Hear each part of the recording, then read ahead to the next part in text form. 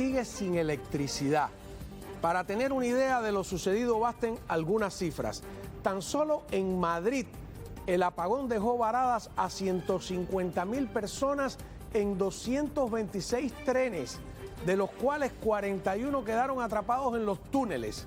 El gran apagón abarcó regiones enteras de varios países como Portugal, Francia, Alemania u Holanda, desconectando redes de internet, teléfonos, semáforos, algunos centros médicos, negocios y un oscuro etcétera.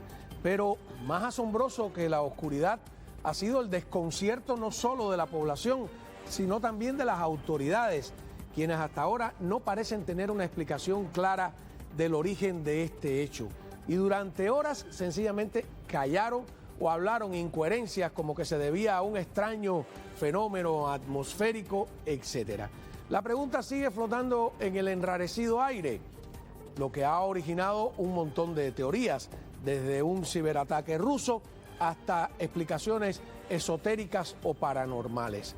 Para nosotros la pregunta es si algo tan abarcador podría suceder aquí en los Estados Unidos, apagar el país por completo, que es lo que ha pasado, por ejemplo, en España. Así que vamos a tratar de responderlo. Muy buenas noches y bienvenidos a Fondo.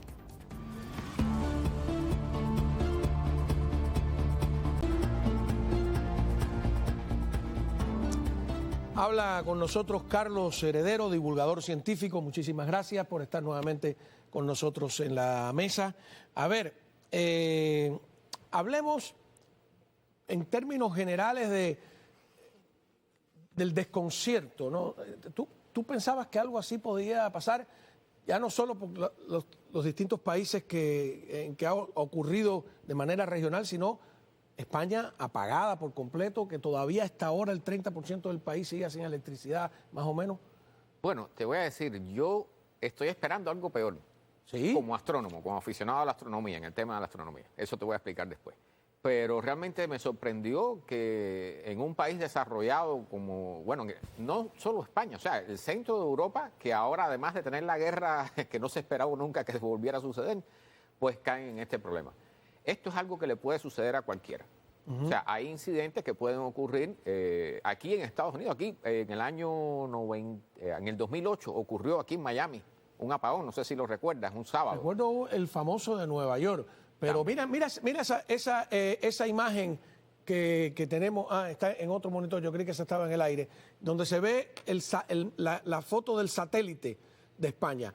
Portugal está parcialmente, pero todo lo de la derecha oscuro es España completa, desde Galicia hasta Sevilla, hasta Cataluña. O sea, es apagar un país por completo, un país desarrollado, porque bueno, muchos cubanos dicen, tanto lío por un apagón. No, pero un apagón ahí es los trenes detenidos, el transporte público, lugares de asistencia médica, y eso mismo, que esa cifra que te di, tan solo en Madrid, 150.000 personas, solo en los trenes, 226 trenes, y de ellos 41 en los túneles.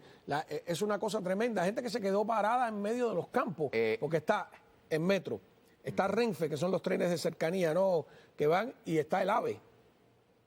O sea, todo eso se detuvo, es como una película catastrofista. Bueno, hay algo que no has mencionado y que es muy importante, las personas que se quedan encerradas en los ascensores. Se quedaron en los ascensores. O sea, cuando yo la última vez que revisé, habían 170 llamadas de rescate para personas en ascensores. O sea, esa es la peor, yo pienso es la peor situación que puede quedar alguien, porque te quedas en una total oscuridad y para sacarte de allí tienes prácticamente una sola opción. O sea, que si estás en el piso a nivel adecuado, pueden abrir la puerta y sacarte. Pero si no, tienen que romper.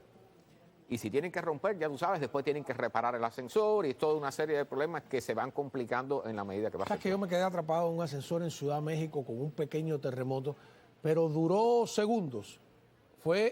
Yo creo que es un sistema que tienen ellos para que... Debe estar preparado para eso. Y después bajó y casi que tú no sabes bien qué pasó, ¿no? ¿Qué sucedió los de allí? Vamos a ver a la televisión española explicando lo sucedido.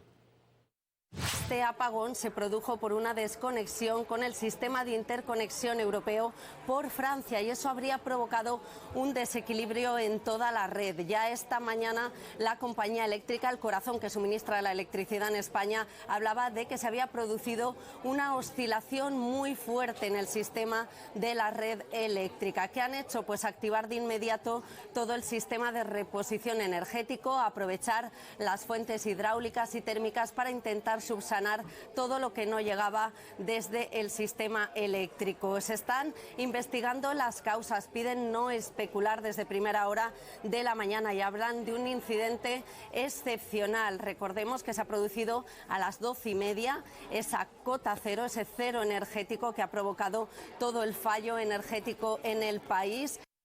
Cero energético, que me disculpe, se parece un poco a las explicaciones de Cuba, con unas palabrerías que no concretan nada en específico, ¿no? Es que no están acostumbrados a eso, o sea, realmente no hay términos para algo que ellos no han visto suceder en sus vidas, porque la mayoría de las personas que habitan actualmente en España no han visto suceder una cosa así.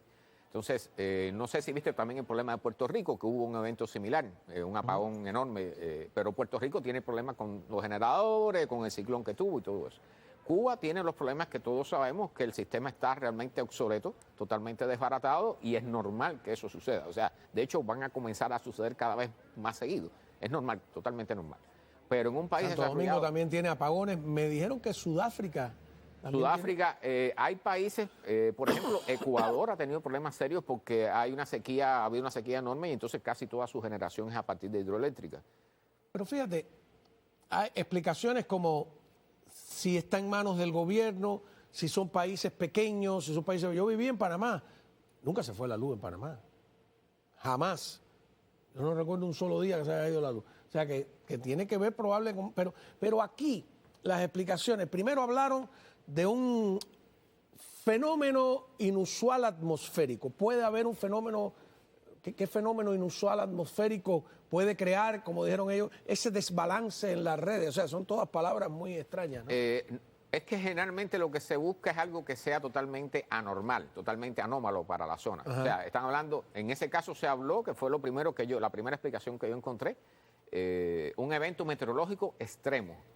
Pudieran hablar, por ejemplo, de un tornado o alguna cosa, pero tendría que ser realmente grande o el sistema... ¿Puede haber algo eléctrico, magnético? Eso vamos a... realmente el mayor enfoque en ese punto sería una tormenta solar. ¿Okay? Pero eso ya ¿Qué haría una tormenta solar? Una tormenta solar podría destruir toda la red eléctrica de los Estados Unidos. Una de magnitud realmente grande. Descríbeme una tormenta solar. ¿Qué es una tormenta solar? Esa ocurrió en 1859, el famoso evento de Carrington. Pero en esa época lo único que existían eran los telégrafos de alambre. Y se transmitían telegramas con código Morse.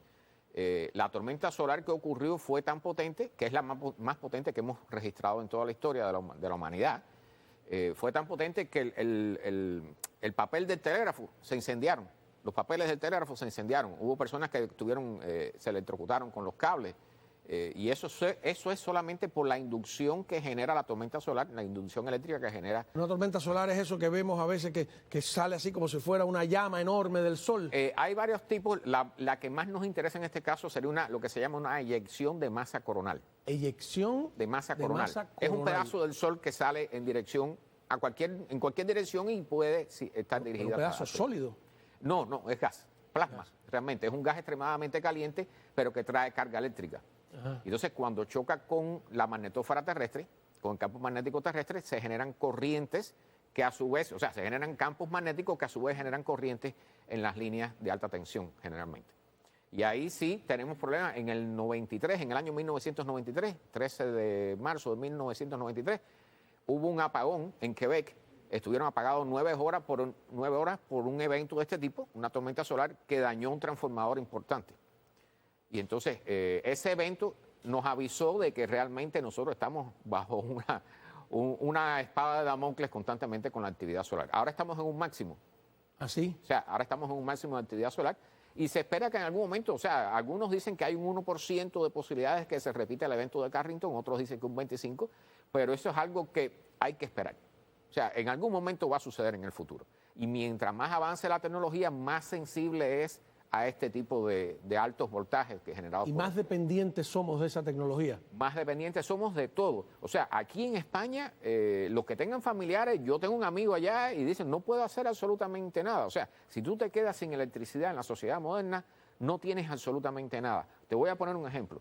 Las torres de celulares, cuando están bien preparadas y están bien mantenidas, tienen un sistema de batería que puede durar, digamos, 4 o 6 horas. Si tienen generadores, pueden durar 12 horas en dependencia del combustible que tenga.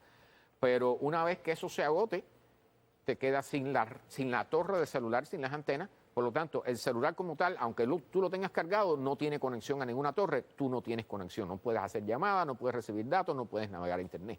No puedes recibir alertas esas alertas famosas de... Ahora, tú hablabas de cables, pero en la época de los cables había algo concreto que salía de un punto y llegaba a otro.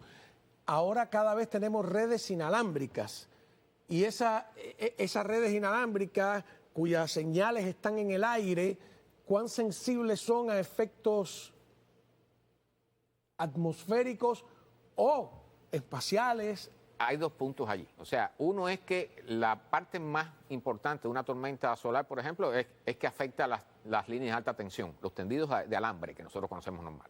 Pero con respecto a la tecnología inalámbrica, incluyendo la satelital, los satélites la mayoría los destruiría, los incapacita, destruye los circuitos electrónicos y en el caso aquí en la Tierra, pues lo que pudiera afectar todo, o sea, todo lo que son las antenas que están en las torres de celulares, que la mayoría de las personas no saben que existen.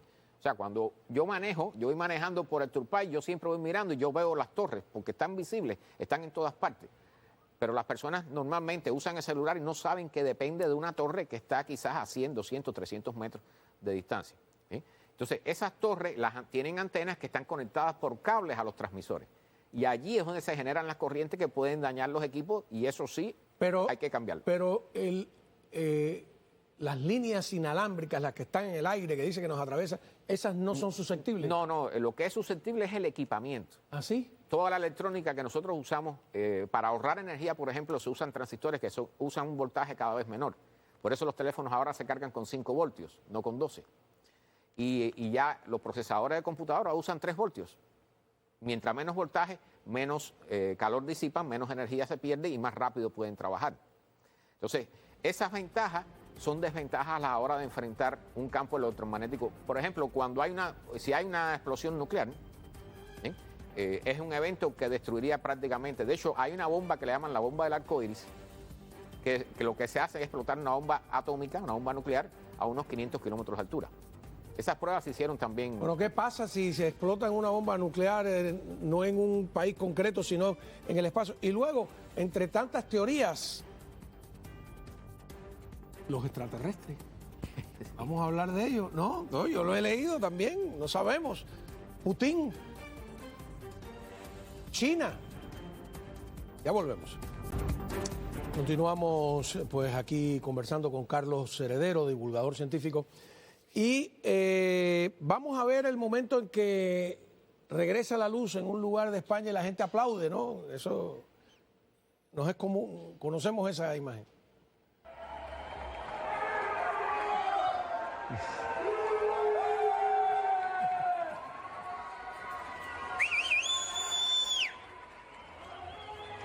Los primeros que recuperaron la luz fue como a las 6, después a las 7, 8 horas, todavía hay. Y esto ocurrió como a las 12, como al mediodía. Quiere decir que llevan 8 horas y 17 minutos sin luz los que todavía están apagados. Una pregunta desde la ignorancia, que son siempre las que más me gustan, ¿no? Porque uno tiene que preguntar lo que no saben. ¿No se puede guardar la electricidad? ¿Almacenarla? La electricidad no se puede o no se podía almacenar. O sea, la electricidad hay que producirla en el momento que se consume. Una vez que, y eso, bueno, todos lo sabemos, que cuando apagamos el chuchito de la luz en nuestro cuarto, inmediatamente se apaga la luz. Entonces, en el caso de un sistema electroenergético, tú tienes los generadores y tienes la parte que consume, que son las ciudades. O sea, tú no puedes tener ahí con un tanque lleno de electricidad esperando para... No, ahora están surgiendo sistemas de baterías enormes. Que bueno, es una manera de almacenar. Que ahora estamos pudiendo tener capacidad de almacenaje relativamente grande. Es decir, no para alimentar una ciudad durante una semana, para alimentar una parte de una ciudad durante unas horas. Entonces lo que se usa no es para alimentar propiamente hablando, sino para regular, para ayudar a mantener el sistema trabajando de forma saludable. Pero realmente la electricidad, una vez que tú dejas de generarla, desaparece. Entonces ese es el problema que hay con todo esto, o sea, los despachadores, las personas que trabajan en los centros de control, ellos tienen que vigilar constantemente la frecuencia, que aquí la de nosotros es de 60 hercios, en Europa es 50 hercios. Entonces, por ejemplo, ya hay sistemas automáticos que cuando la frecuencia aquí cae a 59.4, si está en 59.4 hercios durante 9 minutos, el sistema empieza automáticamente a desconectar, a meter apagón, como decimos nosotros en Cuba. ¿Qué es un apagón? Si lo tienes que conceptualizar. Porque nosotros decimos un apagón es la consecuencia del desastre económico del mundo subdesarrollado. Pero cuando lo vemos en el mundo desarrollado, o sea, vamos a ver, por ejemplo, a Pedro Sánchez, presidente del gobierno español, que claramente no tiene una explicación. Sobre las causas, todavía no tenemos información concluyente sobre los motivos de este corte. Por lo que pido a la ciudadanía, al igual que hemos hecho en crisis pasadas, que se informen por los canales oficiales. Es mejor no especular, ya sabremos las causas, no descartamos ninguna hipótesis, pero ahora debemos centrarnos en lo más importante, que es devolver la electricidad a nuestros hogares. No descartamos ninguna hipótesis. Entonces vamos a hipótesis. Putin. Hay muchas hipótesis. Recuerda que en Cuba, cuando la época del movimiento de los guerrilleros, tiraban cadenas sobre los cables para ponerlos en cortocircuito y generar apagones, ¿no? O sea, hay muchas formas de crear caos con respecto a la energía, que es la base de nuestra sociedad. La energía pero eso ahí dejaba a lo mejor 2 cuadras sin electricidad. Sí, ajá. Ahora, si lo haces en un lugar, como ocurrió, recientemente ocurrió en Londres, no sé si te enteraste de eso, un transformador fundamental para la distribución eléctrica se incendió y quedó apagado inmediatamente. Uno de los aeropuertos más grandes del planeta, que está ahí en Londres, tuvieron que desviar todos los vuelos y se generó un caos. Estuvieron 24 horas prácticamente sin electricidad toda esa zona. O sea, hay puntos importantes en la red que son vulnerables. ¿Un ciberataque puede hacerlo? Puede hacerlo. O sea, cada vez depende más el sistema de las computadoras. Todo se está computarizando, o sea, ya hay chips de computadoras en todas partes. O sea, lo que se llama normalmente ya actualmente la Internet de las cosas. O sea, una cafetera ya va a tener una computadora. Entonces... Pero puede un ciberataque, un super Putin o los chinos o cualquiera de estos malvados, pueden detener todas las computadoras. Todas las computadoras al final están conectadas. Todas están conectadas a Internet. La base del sistema mundial, incluyendo el comercio, es Internet. Ahora, hay diferentes capas y cada sistema se conecta a una capa determinada. O sea, hay capas para protegerlo. O sea, que tú no puedes tener acceso desde afuera fácilmente. Pongamos un ejemplo, un avión que tiene GPS, que está conectado a un satélite, que tiene... ¿Qué pasa si se queda sin computación un avión? No, un avión actualmente sin computadoras no vuela. Ya está en el aire. Se cae. ¿Cómo que se cae? Se cae. Pero si los motores siguen andando. Los motores siguen andando, pero llevan control por computadora. Todo lleva computadora, todo, absolutamente todo. De hecho, la parte del piloto automático, todo eso es una computadora que... No hay un chance de seguir manual con el avión. Tú puedes seguir manual, pero se vuela a través de un software. O sea, los mandos que el piloto tiene en la mano no están conectados físicamente con los mandos que están en las salas del avión, con los controles que están en la sala del avión. Es una locura, ¿no? No, es la forma que tenemos de hacer. Por eso, por ejemplo, los automóviles modernos, los Teslas y todo esto, los taxis estos automáticos que hay en California, eso se le llama fly-by-wire, o sea, control por alambre, por señal. Bueno, yo vi un mecánico protestando de que por una discusión con Tesla le pararon el carro desde la base. Porque el Tesla y todos estos, no solo el Tesla, te lo para y no tenía cómo encenderlo. No son automóviles, son computadoras con ruedas. Y eso las personas tienen que entenderlo. Todo en la sociedad actualmente ya no es lo que era anteriormente. Los televisores modernos no son televisores, son computadoras con una pantalla grande. Los automóviles son computadoras con ruedas. Y los aviones son sistemas que tienen condiciones para volar, pero están controlados totalmente por computadora. Por ejemplo, el C-17, que es un avión militar, las maniobras que hacen, aquellos que son aficionados a la aviación saben lo que estoy hablando, esas maniobras tan increíbles que hace un C-17 es porque todo está controlado de tal forma que puede hasta dar marcha atrás en la pista, con los motores que solo empujan hacia adelante. Entonces, Putin tendría la capacidad, un Estado terrorista tendría la capacidad de hacer algo como esto. Todo está controlado por computadora, todo es accesible. Si tienes las personas con el conocimiento adecuado, tienes la capacidad que, por ejemplo, Putin se sabe que en Moscú hay un edificio que es enorme, que está destinado nada más que para ciberataques. Los chinos también lo tienen. Aquí también lo hay. Los bueno, aquí en el downtown está ese edificio que tiene que es un nodo de comunicaciones enorme. Que controla para América Latina, por ejemplo, las llamadas telefónicas. Todo pasa Hoy yo por escuché ahí. a alguien que trabajó allí 7 años y que hablaba de que hay una sala que dice que es pequeñita, que controla todas las llamadas telefónicas que se hacen en Brasil completo, por ejemplo.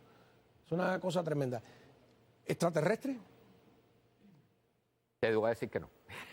No. ¿No? O sea, hay varias teorías conspirativas y a la vez que este señor, el presidente mencionó la frase de que 15 gigawatts desaparecieron en 9 segundos. Ajá. Las personas piensan que eso es una barbaridad y ahí empezaron teorías conspirativas que ya las estuve viendo, ¿no? O sea, realmente cuando tú, y eso es algo importante que las personas, nosotros estamos acostumbrados a la tecnología de esta forma y a la comodidad, que pensamos que eso está garantizado. Cuando tú enciendes el chuchito de la luz se enciende y tú piensas que es mágico, las personas piensan que es mágico. Y eso requiere una conexión que viene desde un generador, que aquí, por ejemplo, pudiera ser la central de Turking Point, que está en la costa este de la Florida, y que lleva todo un montón, toda una infraestructura enorme y un montón de personas trabajando, y de camiones con personas trabajando allá arriba colgados, jugándose la vida, para que al final tú puedas tener algo en tu casa con un chuchito. ¿Cómo no? Carlos Heredero, muchísimas gracias por estar con nosotros. Siempre es interesante conversar contigo. Por eso te voy a dar una recomendación. Compra cosas